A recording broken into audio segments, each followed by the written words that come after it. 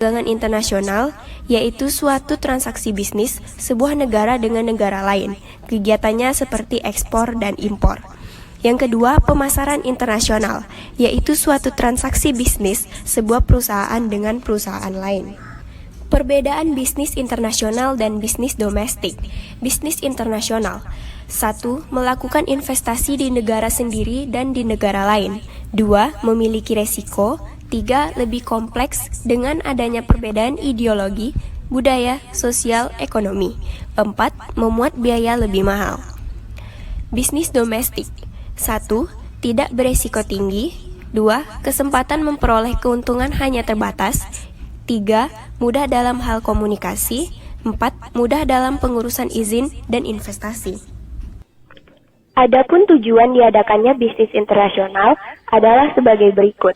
Yang pertama, perluasan penjualan.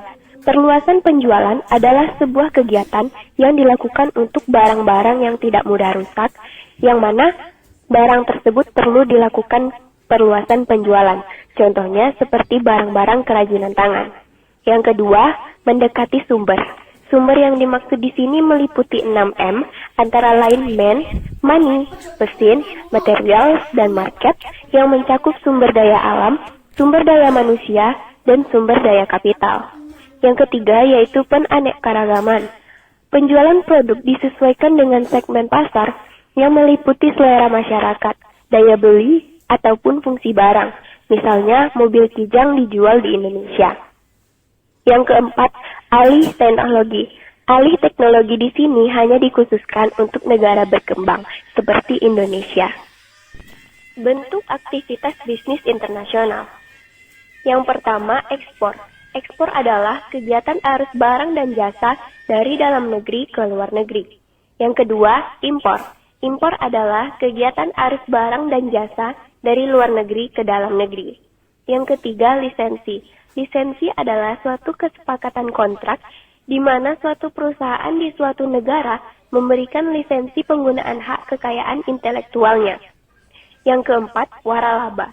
Waralaba adalah suatu bentuk khusus dari lisensi. Terjadi apabila suatu perusahaan di suatu negara memberikan wewenang kepada suatu perusahaan di negara kedua.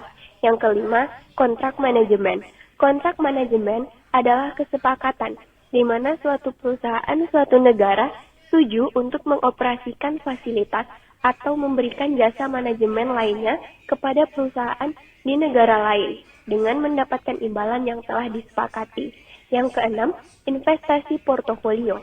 Investasi portofolio adalah pembelian aset-aset keuangan asing yang berupa saham, obligasi, dan sertifikat deposito untuk tujuan di luar pengendalian. Yang ketujuh yaitu penanaman modal asing.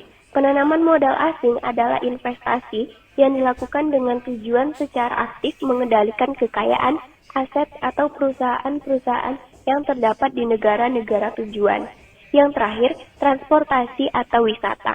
Pelayanan angkutan dan penyediaan objek-objek pariwisata adalah sebagian bisnis internasional, khususnya yang ditujukan untuk menjaring wisatawan asing. Faktor-faktor yang menunjang bisnis internasional menurut T. Mairudi 2001 yaitu yang pertama, sejarah. Ditinjau dari bangsa dan keturunannya Inggris lebih memilih berinvestasi dengan negara-negara persemakmuran daripada negara lain. Begitu pula dengan Indonesia yang cenderung ke Suriname. Oleh karena sejarah negara tersebut mempengaruhi sistem bisnis internasionalnya. Yang kedua, hukum. Perdagangan baru mulai meningkat karena sudah ada Undang-Undang PMA nomor 1 tahun 1967 yang mengatur tentang investasi pemilik modal asing, kemudian disusul dengan kebijakan pemerintah. Yang ketiga, kondisi geografi. Suatu negara akan melaksanakan kegiatan bisnis internasional melihat kondisi geografi negara tujuan. Yang keempat, kebudayaan. Kebudayaan adalah hal yang perlu diperhatikan dalam bisnis internasional, karena setiap negara memiliki budayanya masing-masing. Contohnya, di India yang mayoritas beragama Hindu, di mana agama Hindu yang menganggap bahwa hewan sapi adalah dewa bagi masyarakat Hindu yang haram bagi mereka untuk mengonsumsinya. Sehingga pada waktu McDonald's akan membuka cabang restorannya di sana, maka McDonald's harus mengganti beef burgernya yang mengandung daging sapi menjadi daging ayam. Yang kelima, ekonomi. Setiap negara harus mengetahui dengan benar kondisi ekonomi atau GNP yang dihasilkan oleh negara lain.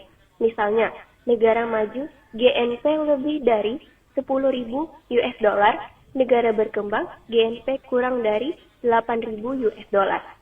Yang terakhir yaitu politik. Hubungan politik dengan negara lain akan menjalin lancarnya bisnis atau perdagangan internasional. Pemahaman tentang sistem politik, misalnya besar kecilnya pengaruh militer, partai politik, dan dominan peran pemerintah terhadap swasta. Sejarah bisnis internasional. Sebelum Masehi, pedagang Fenisia dan Yunani mengirim wakil-wakil ke luar negeri untuk menjual barang-barang mereka. Tahun 1600, British East India Company, sebuah perusahaan dagang yang baru dibentuk, mendirikan cabang-cabang di luar negeri di seluruh Asia. Pada saat yang sama, sejumlah perusahaan Belanda yang dibentuk pada tahun 1590 membuka rute-rute perjalanan ke timur, bergabung untuk membentuk Dutch East India Company, dan juga membuka kantor-kantor cabang Asia. Para pedagang kolonial Amerika mulai beroperasi dengan model yang sama pada tahun 1700-an. Contoh-contoh investasi langsung luar negeri Amerika yang mula-mula adalah perkebunan-perkebunan Inggris yang dibentuk oleh Colt Firearms and Ford yang didirikan sebelum Perang Saudara. Namun, kedua operasi itu gagal hanya setelah beberapa tahun kemudian. Perusahaan Amerika pertama yang berhasil memasuki produksi luar negeri adalah pabrik yang didirikan di Skotlandia oleh Singer Sewing Machine pada tahun 1868. Pada tahun 1880, Singer telah menjadi organisasi dunia dengan organisasi penjualan luar negeri yang luar biasa dan beberapa pabrik pemanufakturan di luar negeri. Perusahaan-perusahaan lainnya segera menyusul. Pada tahun 1914, paling sedikit 37 perusahaan Amerika memiliki fasilitas produksi di 2 atau 3 lokasi di luar negeri. Tahap-tahap dalam memasuki bisnis internasional. Yang pertama, ekspor insidental. Tahap ini terjadi pada saat adanya kedatangan orang asing di negeri kita untuk membeli barang-barang, kemudian kita harus mengirimkannya ke negeri orang asing tersebut. Yang kedua, ekspor aktif. Tahap aktif yaitu perusahaan dalam negeri mulai aktif untuk melakukan manajemen atas transaksi itu. Pada tahap awal, pengusaha bertindak pasif. Yang ketiga, penjualan lisensi. Suatu perusahaan menjual lisensi atau merek dari produknya ke negara penerima. Yang dijual hanya merek sehingga negara penerima dapat melakukan manajemen yang luas. Yang keempat, franchising. Suatu perusahaan asing memberikan hak kepada suatu perusahaan di negara lain untuk menggunakan merek, logo, dan teknik operasi. Yang kelima, pemasaran di luar negeri. Bentuk yang akan memerlukan intensitas manajemen serta keterlibatan yang lebih tinggi karena perusahaan pendatang harus aktif dan mandiri untuk melakukan manajemen pemasaran bagi produknya itu di negeri asing. Yang keenam, produksi dan pemasaran di luar negeri. Tahap-tahap yang paling intensif dalam melibatkan diri pada bisnis internasional. Tahap inilah yang menimbulkan MNC atau Multinational Corporation, yaitu perusahaan multinasional. Bentuk ini memiliki unsur positif bagi negara yang sedang berkembang, karena dalam bentuk ini, negara penerima tidak perlu menyediakan modal yang sangat banyak untuk mendirikan pabrik tersebut. Adapun hambatan bisnis internasional. Yang pertama, batasan perdagangan dan tarif bea masuk. Dikenakannya tarif atau bea masuk yang tinggi bagi barang luar negeri maka akan mengakibatkan harga barang tersebut kalah bersaing dengan harga barang dalam. Yang kedua, perbedaan bahasa, sosial, budaya atau kultural. Karena bahasa merupakan alat komunikasi yang vital, baik bahasa lisan maupun bahasa tulis. Tanpa komunikasi yang baik, maka hubungan bisnis sukar untuk dapat berlangsung dengan lancar. Yang ketiga, kondisi politik dan hukum perundang-undangan. Hubungan politik yang kurang baik antara suatu negara dengan negara lain juga akan mengakibatkan terbatasnya hubungan bisnis dari kedua negara tersebut. Yang terakhir yaitu hambatan operasional.